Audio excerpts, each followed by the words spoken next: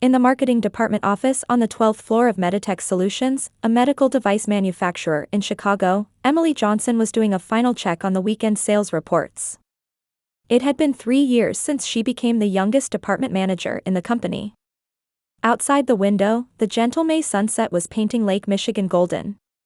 Emily's cell phone rang. It was from her mother, Carol. "Emily, good work today. I have something I need to discuss with you."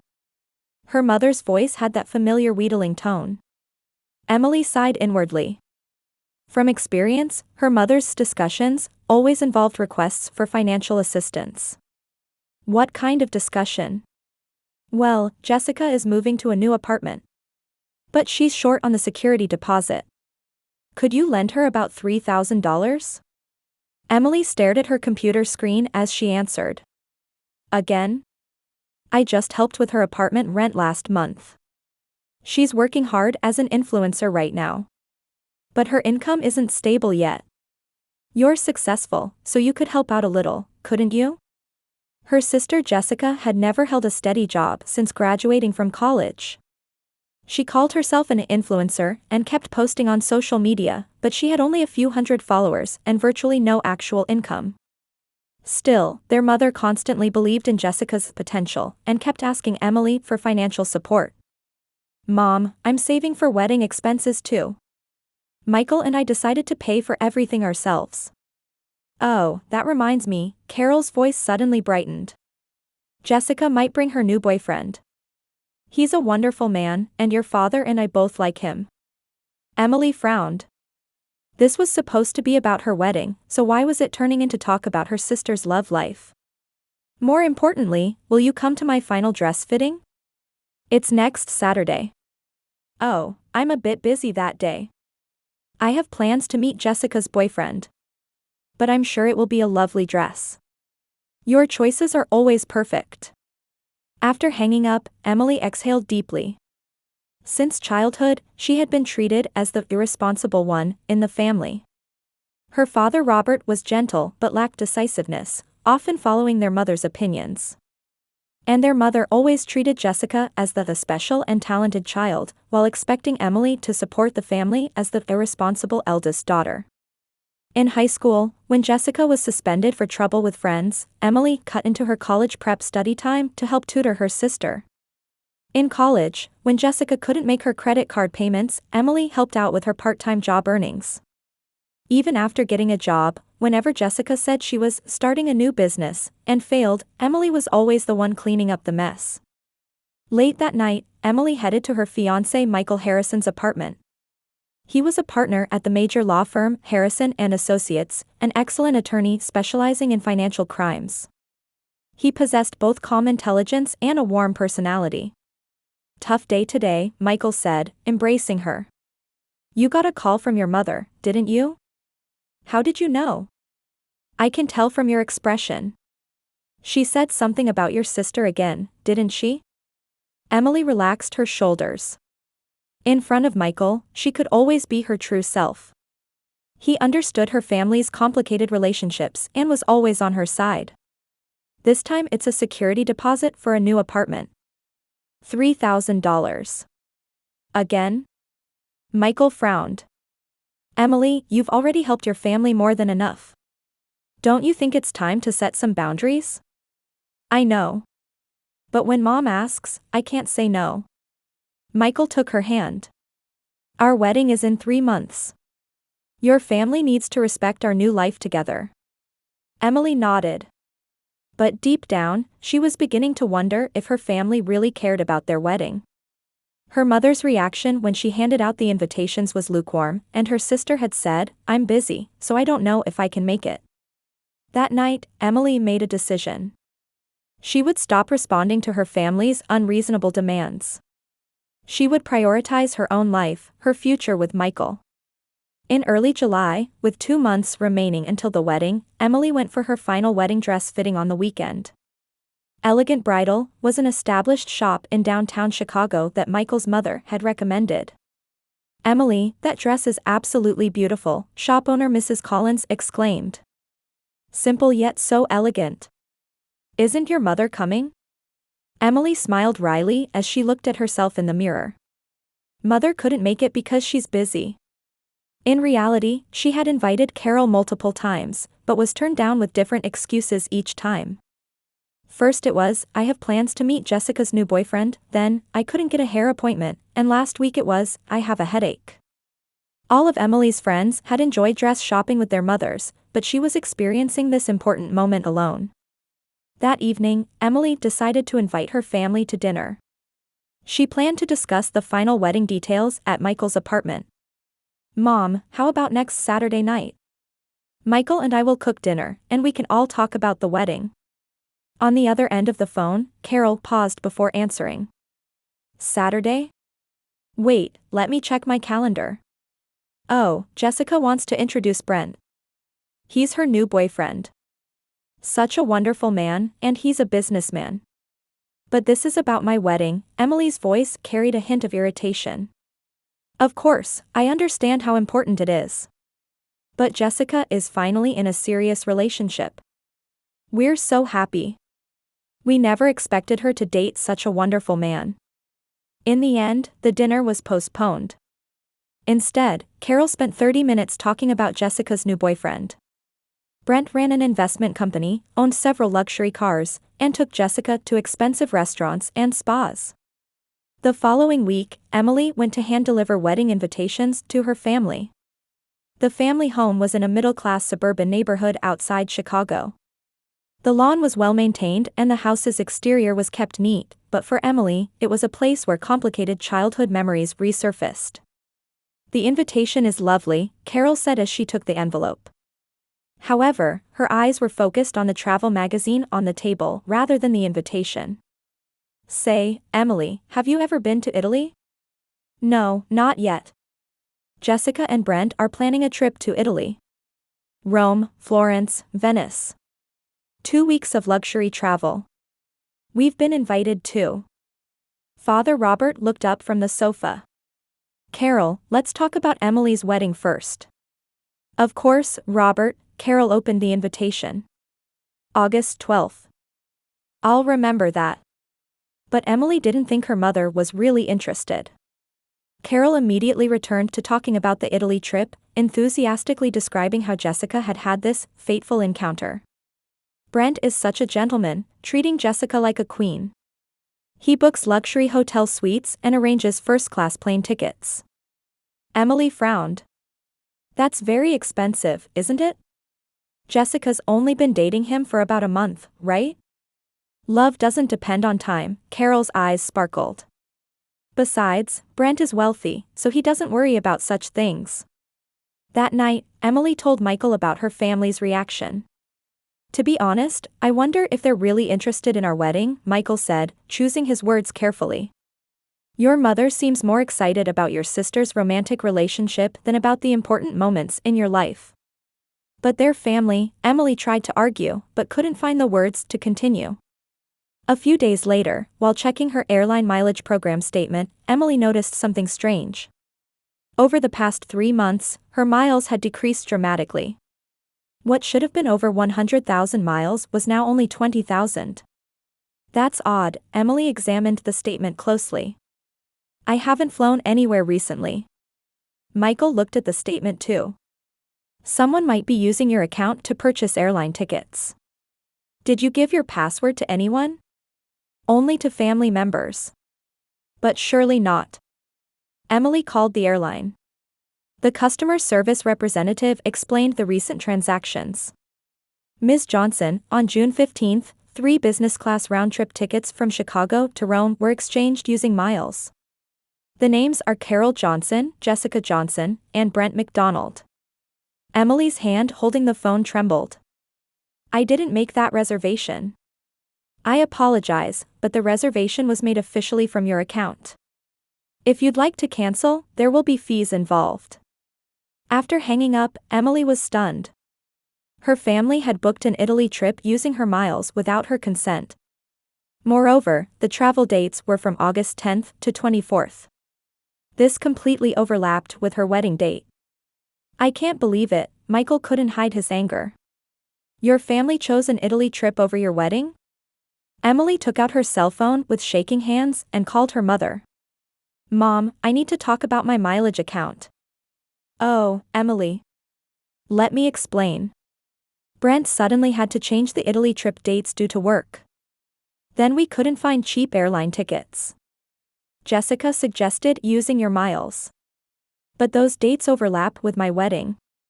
There was a brief silence on the phone. "Oh, was that the case? But we've already made the reservation, and Brent has adjusted his work schedule, so it's difficult to change. Can't you postpone the wedding?" Emily was speechless. Her mother was suggesting postponing her daughter's wedding to prioritize a trip with her sister's boyfriend. "Mom, this is the most important day of my life." "I understand, Emily. But this is Jessica's chance to finally be happy. She's failed at so many things before, hasn't she? This time she's found true love. As her big sister, couldn't you support your sister's happiness?" That night, Emily cried in Michael's arms. For 32 years, she had sacrificed herself for her family. But even on the biggest day of her life, her family chose her sister over her. "Enough is enough," Michael said, stroking her hair. "It's time for you to become independent from your family. Our wedding will go on as planned. If they don't want to come, that's their choice." Emily nodded as she wiped away her tears. On the morning of August 12th, Chicago was blessed with a cloudless, clear sky. Emily woke up at 7 a.m. in her hotel room. It was her wedding day. Outside the window, Lake Michigan sparkled golden in the morning sun. "Good morning, bride," her best friend Sarah got up from the next bed. As maid of honor, she had spent the night with Emily. "Today will be a wonderful day." Emily managed a smile. "Thank you, Sarah. I'm so glad you're here." At 9 a.m., the hair and makeup stylist arrived. Emily's hair was elegantly styled up, and her makeup was natural yet appropriately glamorous for the wedding. When she put on her dress, she was indeed a beautiful bride in the mirror. But there was no mother or sister there. At 11 a.m., Emily picked up her cell phone. There was still no contact from her family. The ceremony was scheduled to start at 2 p.m. Maybe they had changed their plans. Holding on to that hope, she called her mother. After 3 rings, Carol's bright voice responded. However, in the background, she could hear unfamiliar music and multiple people laughing. "Emily. How are you?" "Mom, where are you right now?" Emily's heart was racing. "Right now? Oh, I'm in Rome." Carol's voice was innocent, as if she were talking about the most natural thing in the world. "We toured the Roman Forum yesterday. We're planning to go to Vatican City today. The weather is so nice." Emily was speechless. "But Mom, today is my wedding." There was a short silence on the phone. Then Carol laughed out loud. "Oh, was that today?" Emily's hands trembled. Her mother was laughing. She had completely forgotten her daughter's wedding day and was laughing. "Mom, you're joking, right?" "Sorry, Emily. But this Italy trip has been so wonderful. Brent takes us to lovely places every day. Last night we dined at Rome's most expensive restaurant. Jessica and your father are here too. Can I talk to my sister?" Emily's voice was trying to stay calm but was shaking. "Of course, wait a moment. Jessica, it's Emily." After a while, Jessica's high-pitched voice came through. "Emily. Thank you for the miles. Business class was amazing. Caviar and champagne, and I slept perfectly in the fully flat seat." Brent was impressed too. Emily gripped the phone.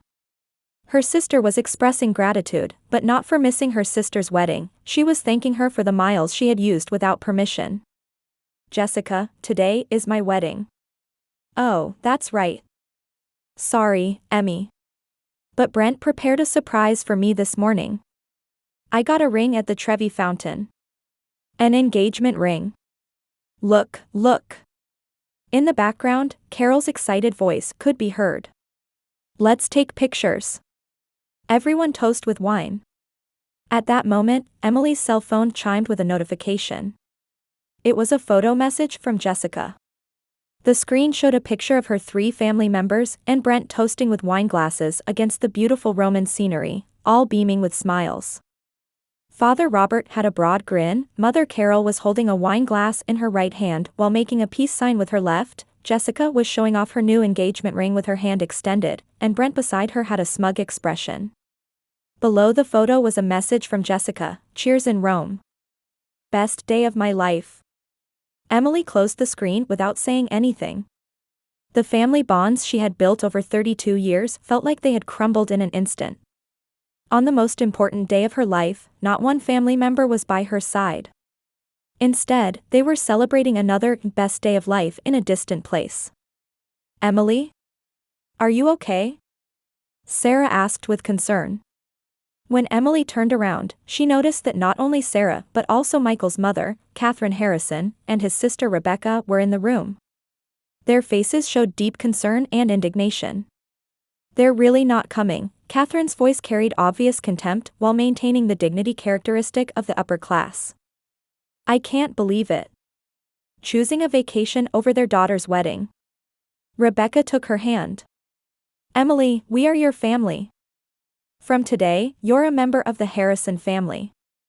At 1:30 p.m., Emily was putting the finishing touches on her appearance in the dressing room.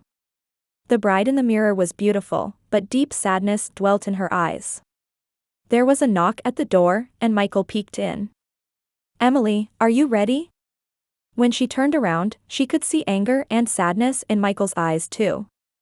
But he was trying to smile for her sake. "Michael, my family." "That's enough," Michael took her hand. "If your family doesn't value you, that's their loss. Today is our day. Yours and mine, and the day for those who love us."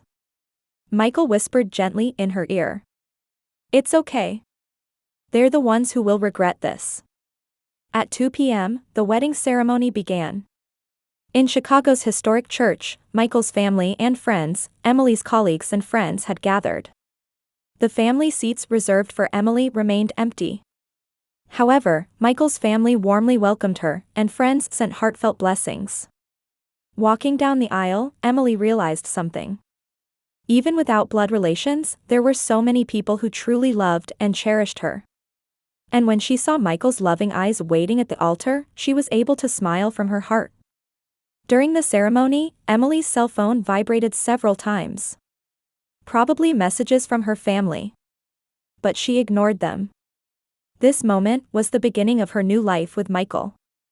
When they exchanged vows, exchanged rings, and shared their first kiss, the venue was filled with warm applause. This ceremony, conducted by Michael's father Judge Harrison, was beautiful and solemn despite the absence of family. "You're not alone," Michael said, embracing Emily after the ceremony. "Our family welcomes you wholeheartedly. From today, you're truly a member of our family." At that night's reception, Michael's mother Catherine gave a speech. "Emily, you have brought wonderful love to our son. And from today, you are our daughter. Bound by bonds stronger than blood, as a true family." Emily stood up, wiping away tears. "Thank you. Today, I understood the true meaning of family. Family means people who respect each other and support each other." That night, in the hotel's honeymoon suite, Emily turned on her cell phone. There were dozens of messages from her family, but she deleted them all without reading them. Tonight was the beginning of her new life. 3 days later, Emily and Michael returned from their honeymoon. The short newlywed trip to Napa Valley hadn't been enough time to heal the wounds of her family's betrayal, but it had deepened their bond. While checking mail at their new home in Chicago, Emily's face turned pale. "Michael, look at this," Emily held out an envelope with trembling hands. "It's a bill from Platinum Credit Card Company. But I don't have a card from this company." Michael opened the envelope and looked through the statement. His expression gradually became stern. "Emily, this is serious. The balance is $180,000. And it's in your name. That can't be right. I've never applied for this card." That afternoon, 2 more bills arrived. From Gold American Card and Premium MasterCard. In total, the debt in Emily's name exceeded $2 million. Someone is using your personal information to fraudulently create multiple credit cards, Michael analyzed as a legal expert. This is clearly identity theft. We need to contact the police and card companies immediately. The next morning, Emily visited the Platinum Credit Card Company office with Michael. Mr. Davis, head of the Fraud Investigation Department, handled their case. Ms. Johnson, I apologize, but these cards were issued through proper procedures, Mr. Davis explained while checking documents. The application forms contain your social security number, date of birth, employment information, and even your mother's maiden name, all accurately. But I didn't apply for them, Emily desperately pleaded. We also conducted handwriting analysis on the signatures, and they match your signature. Compared with past bank records, they appear to be written by the same person. Michael leaned forward. That's impossible. My wife has never even traveled abroad, so how could she make payments at luxury hotels and restaurants in Rome? Mr. Davis pulled out another document. Actually, that's the strange part. Looking at the card usage history, it was used simultaneously in Chicago and Rome during the same period. This is normally impossible. Then Emily realized. I've given my personal information to my mother and sister. They said it was for emergencies. Michael's and Mr. Davis's eyes lit up. That's it, Mr. Davis couldn't hide his excitement. Probably someone in your family used your information to fraudulently apply for cards and also forged signatures. That night, Michael reported the situation to his father, Judge Harrison. The former federal judge was furious when he heard the story. This is an unforgivable criminal act, the judge's voice trembled with anger. Are they trying to make my son's wife into a criminal? This is also an insult to the Harrison family. The next day, the Harrison family's legal team began to move. The investigation department of Harrison and Associates, the law firm established by Michael's father, began a thorough investigation of Emily's family. A week later, the investigation results were revealed. Michael reported to Emily with a heavy expression. Emily, please sit down and listen. As a result of our investigation, we've discovered that your mother and sister have been fraudulently creating multiple credit cards in your name for the past 2 years. Emily leaned back in her chair. 2 years. Yes. The first card was created around the time you started dating me. It was probably planned in anticipation of your improved financial situation after marriage. Michael spread out a stack of documents.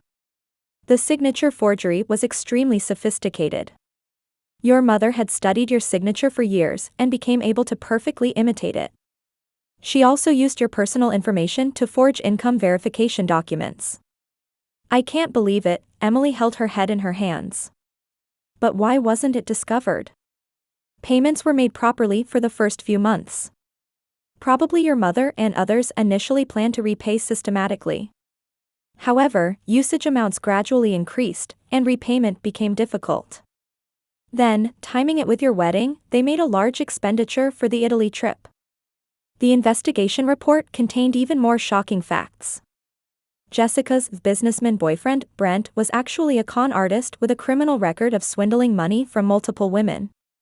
And the real purpose of the Italy trip was for Brent to escape investigation of another fraud case. Your family unknowingly helped a con artist escape, Michael's voice was cold. And all the funds came from fraudulent credit cards created in your name. That afternoon, Judge Harrison held a press conference. With local media gathered, he announced with a stern expression. Today, we have submitted charges to the federal prosecutor's office for organized identity fraud. The victim is my son's wife, and the perpetrators are her biological family. This is not simply a family dispute. This is a fraud case exceeding $2 million. A reporter asked, Judge Harrison, why are you taking such a high-profile approach? An attack on my family is the same as a challenge to the judicial system. No matter who the criminals are, they must be equal before the law. Blood relations can never justify crime.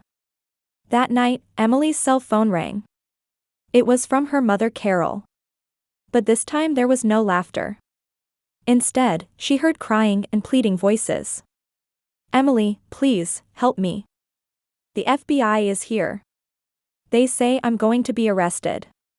If you withdraw the charges, everything will be resolved. Mom, Emily's voice was quiet. You people created $2 million in debt using my name. You tried to ruin my life. That wasn't our intention. I thought Jessica could be happy. And I thought once you married Michael, you wouldn't have to worry about money. Even though you missed my wedding and enjoyed a trip with my money? On the other end of the phone, Jessica's voice could be heard. Emmy, big sister, we're family, aren't we? Family helps each other. Brent promised he'll pay the money back properly this time. Emily took a deep breath. Jessica, your Brent is a con artist. He's already run away.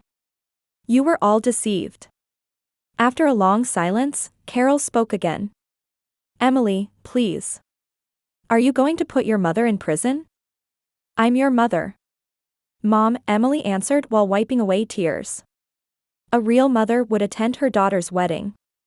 A real family wouldn't involve someone in crimes. After hanging up, Emily cried on Michael's chest. The concept of family that she had believed in for 32 years had completely crumbled at that moment. The next morning, the local newspaper's front page carried the headline, Former Federal Judge's Son's Wife Victim of $2 million Fraud by Own Family. The article detailed how the Harrison family had taken legal action based on the belief that justice transcends blood relations. A year later, Emily and Michael celebrated their first wedding anniversary in a beautiful house in suburban Chicago. In the garden, Michael's parents and his sister Rebecca were preparing a barbecue. Laughter and warm conversation echoed in the evening air. Emily, this letter, Michael pulled out an envelope from the mail. It's from your father. Emily looked at the envelope. The sender's name was Robert Johnson, and the address was a state prison. Without hesitation, she threw the unopened envelope into the trash. Aren't you going to read it? Michael asked gently. I don't need to anymore, Emily smiled.